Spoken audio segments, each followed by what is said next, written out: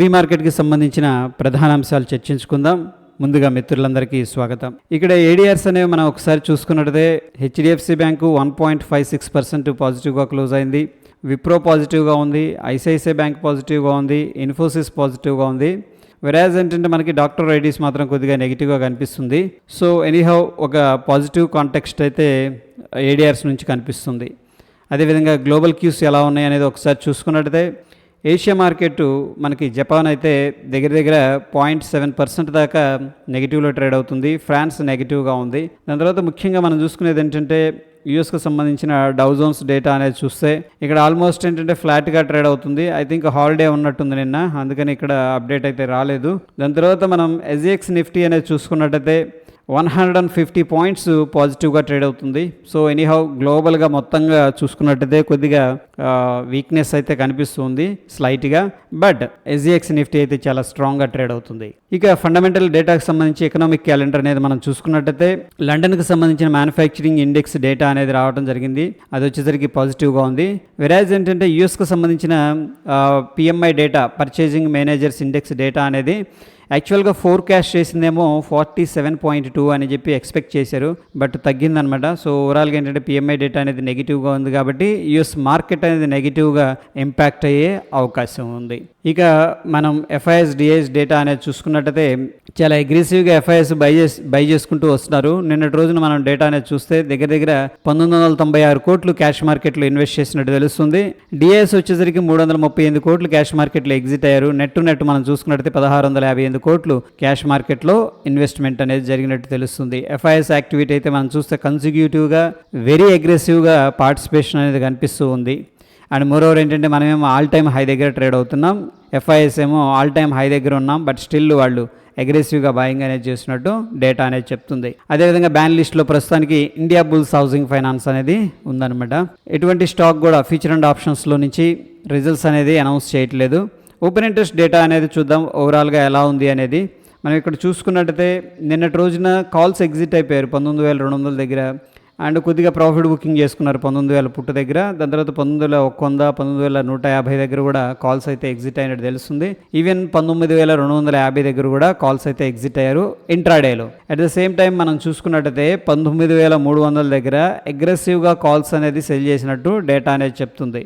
And at the same time ఓవరాల్గా పిక్చర్లో చూసుకున్నట్టయితే 19,500 దగ్గర మాత్రమే సెల్లింగ్ అగ్రెసివ్గా కనిపిస్తుంది. At the same time strong support వచ్చేసరికి మనకి 19,000 దగ్గర కనిపిస్తుంది. సో స్పాట్ నుంచి దగ్గర చాలా డిస్టెన్స్ అనేది మెయింటైన్ చేస్తున్నారు రీసెంట్ డేస్లో, ఎందుకంటే వొలటాలిటీ అనేది పెరుగుతుంది.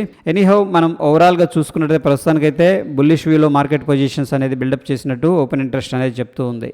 ఇక ఒకసారి డేటా అనేది చూసుకుందాం. ముందుగా యూఎస్ మార్కెట్స్కి సంబంధించిన డేటా అనేది చూసినట్టయితే చార్ట్ అనేది చూస్తే ప్రస్తుతానికి ప్రీవియస్గా ఏదైతే రెసిస్టెన్స్ ఉందో రెసిస్టెన్స్ని ఇక్కడ ఒకసారి అటెంప్ట్ చేసింది మనకి ఫిబ్రవరిలో, దాని తర్వాత ఇంకొకసారి అటెంప్ట్ చేసింది. ప్రస్తుతానికి ఆ అటెంప్ట్ చేసేటట్టే ఉంది.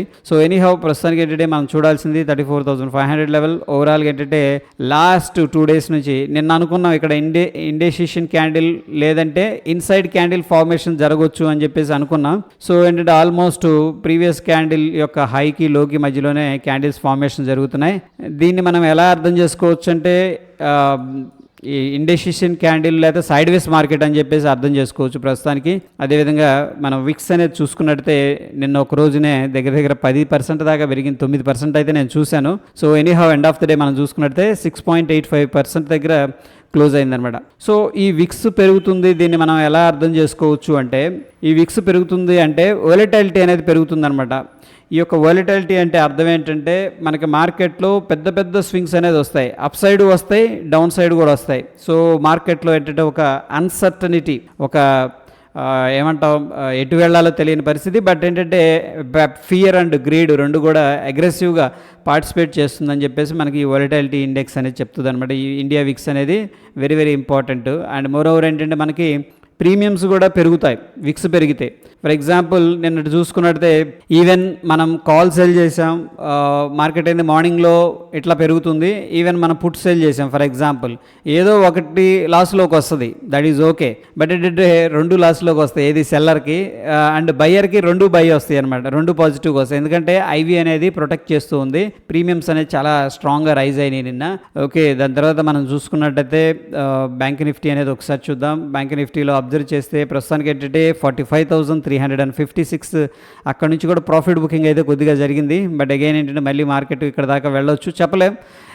ఇక్కడైతే ఇంట్రెస్టింగ్ పాయింట్ ఏంటంటే మనకు ఒక స్ట్రాంగ్ గ్యాప్ ఉన్నాయి, అన్ఫిల్డ్ గ్యాప్ ఉన్నాయి. సో మార్కెట్ గ్యాప్స్తో ముందుకు వెళ్తుంది ఫాస్ట్గా. ఎఫ్ఐఎస్ అయితే స్ట్రాంగ్గా యాక్టివిటీ అనేది పార్టిసిపేట్ చేస్తున్నారు. చూద్దాం, మేబీ తర్వాత లేటర్ అనేది వచ్చి ఈ యొక్క లెవెల్స్ అనేది సపోర్ట్ తీసుకునే ప్రాబిలిటీ ఉంది.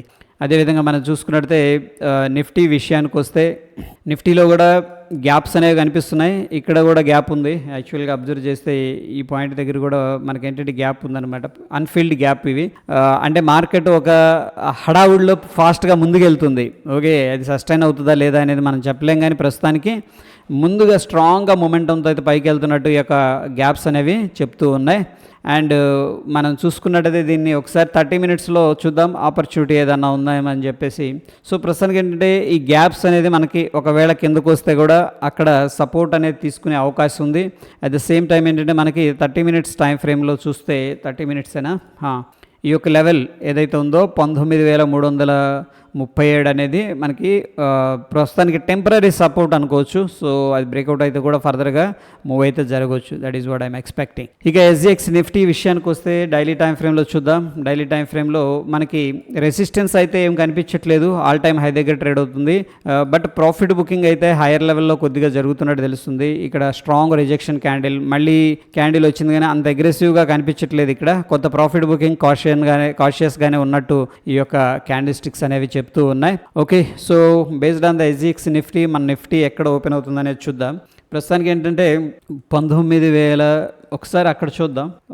ఎస్జిఎక్స్ నిఫ్టీ 19,411, ఇది రియల్ టైం డేటా.